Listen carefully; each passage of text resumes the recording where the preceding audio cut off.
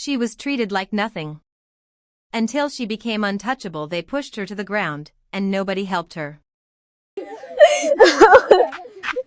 Stop that noise, little girl. What are you weeping about Not now? one person. People stood there watching. Some laughed. Some whispered. Some acted like she didn't even exist. And as she slowly picked herself up from the dusty street, fighting back tears, one sentence echoed inside her mind: one day, they will regret this. At that moment, she had nothing. No money. No power. No connections. Just pain. The kind of pain that changes a person forever. But what nobody knew was this: the girl they treated like nothing was about to become someone nobody could touch. In a forgotten village surrounded by dry roads and broken dreams, lived a girl named Queen. Life had never been kind to her. Her father died when she was only 7. Her mother spent every day working under the hot sun, selling vegetables in the local market just to survive. Some nights, they ate. Some nights, they didn't. But hunger wasn't the hardest part. It was humiliation. The village had a way of making poor people feel invisible. Children mocked her torn clothes. Adults looked at her with pity. Even relatives treated her like a burden. Whenever opportunities appeared, someone else was always chosen. Someone richer. Someone more connected. Someone more respected. Peace learned early that the world listens differently when you have money. Without it, people barely hear your voice. Still, despite everything, Peace carried something dangerous inside her. Hope. And hope can survive places where nothing else can. Every morning before sunrise, she walked to the market with her mother. While others complained, Peace observed. She watched how people behaved. How business worked. How power moved. She noticed something important. The people who controlled opportunities weren't always the smartest. They were simply the ones bold enough to believe they deserved more. That realization stayed with her. Because deep inside, Peace knew something: she deserved more too. One afternoon changed her life forever. The market was crowded. People shouting. Children running. Women bargaining. Peace's mother had spent their last money buying fresh tomatoes to sell. If they failed that day, there would be no food at home. As Peace carried the basket through the crowd, a wealthy woman accidentally bumped into her. Tomatoes scattered everywhere. The woman looked down with disgust. "You poor people are always causing problems." People laughed. Peace immediately knelt, trying desperately to gather the tomatoes before they were crushed. I am so sorry. Let me help you. We must pick them up quickly.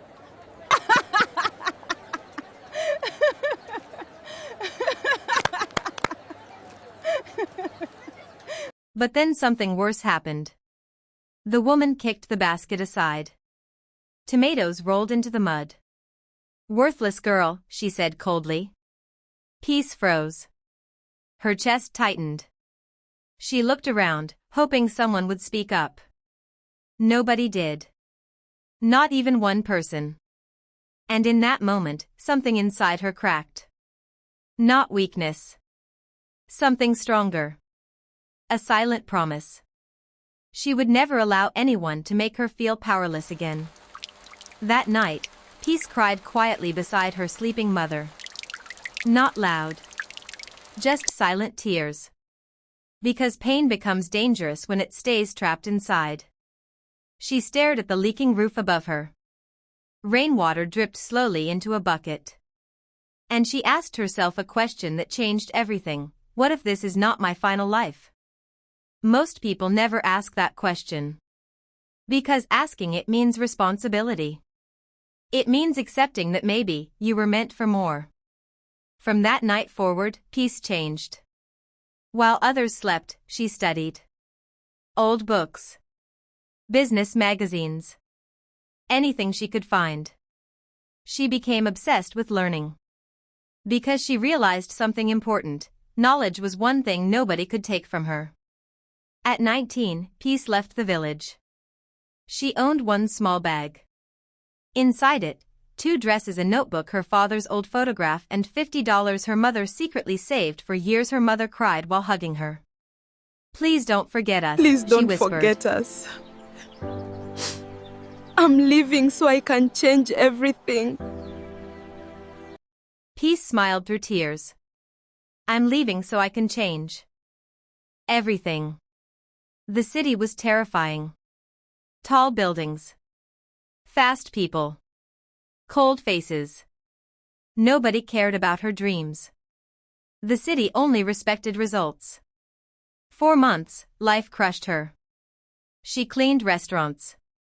Worked long hours. Slept in tiny rooms. Some days she wanted to quit.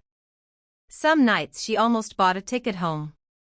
But every time she remembered that market humiliation, her determination returned. Pain became fuel. Eventually, Peace found work at a small food business.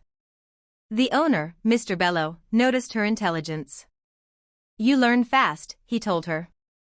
For the first time in years, someone believed in her. Peace worked harder than everyone. She improved customer service. Suggested better ideas. Increased sales. The business started growing. But success attracts envy. Other workers hated her. "She acts like she's better than us. She's just a village girl." One night, money disappeared from the register. Peace was blamed. She tried explaining herself. Nobody listened. The owner looked disappointed. "I trusted you," he said. Those words hurt more than the accusation. Peace lost the job immediately. And once again, she found herself alone. Days passed. No work. No money.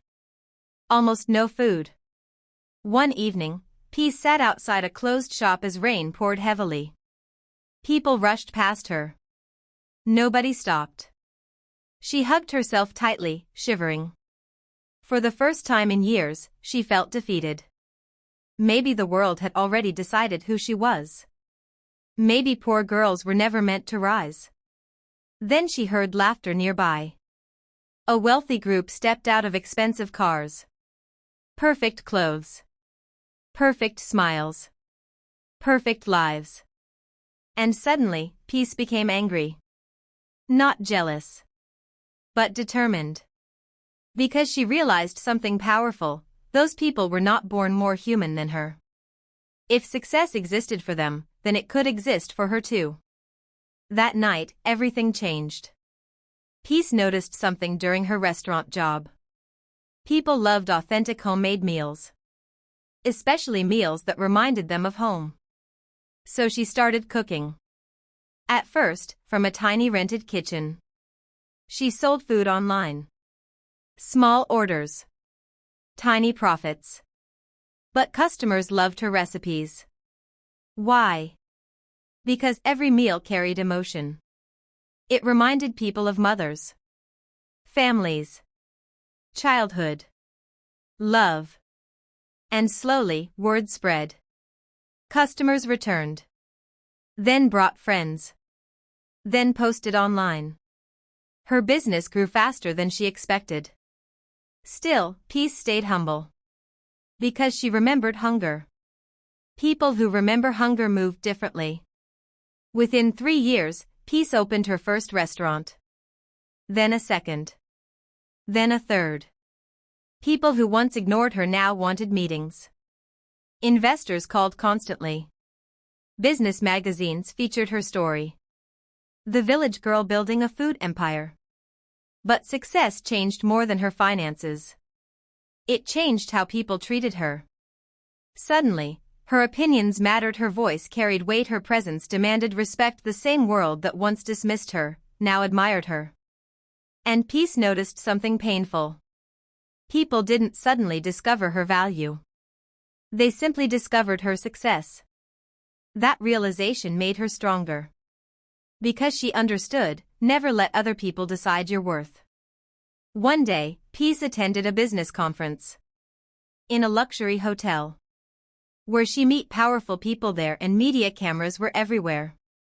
As she entered the hall, someone froze. It was the same wealthy woman from the market years ago. The woman stared in disbelief. "You," Peace recognized her immediately. The woman suddenly smiled nervously. "I always knew you were special." Peace almost laughed. Years ago, this woman called her worthless. Now she wanted connection, respect, access. For a moment, Peace imagined humiliating her publicly, making her feel small. But then she remembered something. Pain had once controlled her life. She refused to let it control her success too. So instead, Peace simply smiled politely and walked away. And somehow, that felt even more powerful. Years later, Peace became one of the most respected entrepreneurs in the country. Her company employed thousands. She built schools, funded scholarships, fed struggling families. But what truly made her untouchable wasn't money. It was identity. She no longer needed validation. No insult could break her. No rejection could destroy her. No opinion could define her. Because the girl who once cried in silence had finally discovered her worth. And people who know their worth become dangerous. Not dangerous because they hurt others. Dangerous because they can never again be controlled by fear. One evening, Peace returned to her old village. The roads looked smaller now. The houses older. But the memories remained. Villagers gathered around her. The same people who once ignored her. Some apologized. Some praised her. Some simply stared in amazement. Then Peace saw a little girl standing quietly behind the crowd. Wearing torn clothes. Standing barefooted. With shy eyes. The girl looked exactly like her younger self. Peace walked over slowly. "What's your dream?" she asked her. The girl hesitated. Then whispered, "I want to become important someday." Peace smiled gently. Then she said the words she once needed to hear herself, "You already are." The little girl started crying. And so did Peace. Because in that moment, she realized the greatest success in life is not becoming rich. It's becoming the person you once desperately needed. And the girl they once treated like nothing? She became untouchable. Not because of wealth.